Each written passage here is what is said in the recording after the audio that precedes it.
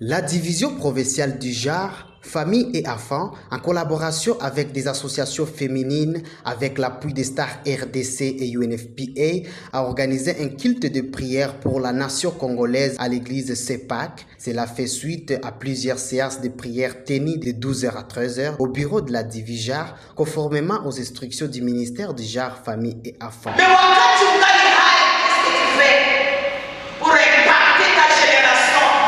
Cette cérémonie a réuni plusieurs corporations féminines, a bénéficié de la présence de l'épouse du gouverneur de province, général-major Kassongo Mulumba. Ce fut un moment de convivialité, d'édification et de rapprochement avec Dieu et implorer sa grâce pour la RDC en général et en particulier l'Ituri. Nous avons dit que la femme africaine, la femme congolaise n'est pas moindre par rapport à la femme des autres.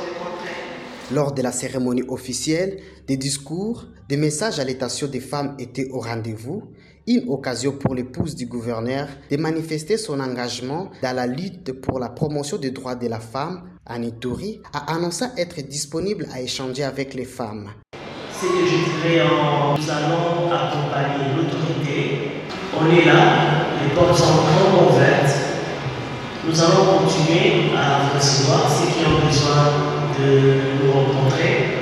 Il n'y a pas de restrictions, il n'y a pas de barrières. Des activités similaires ont été observées dans les 5 territoires, notamment à Iromu, au centre de Komanda, où le chef de division accompagné d'un des représentants des stars RDC s'est rendu juste après la clôture de l'activité à Bunia pour prendre part.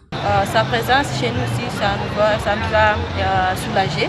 Sa présence ici, ça nous a permis de remonter quelques difficultés sur certaines problématiques que traverse la femme du territoire d'Iromu.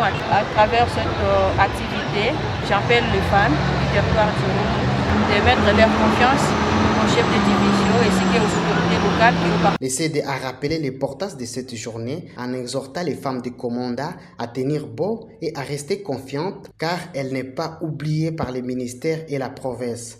Nous avons noté que la femme du territoire d'Iromu est vulnérabilisée doublement. Dans un premier temps, ce que nous demandons, nous encourageons les femmes, les communautés à respecter les mesures barrières. Nous n'avons pas un autre choix. Et nous voulons aussi dire que nous n'allons pas perdre l'espoir. Nous devons nous mobiliser pour vaincre l'Ebola. À noter, sur l'Assemblée de la province, les activités se sont déroulées dans le strict respect de la décision de l'exécutif provincial.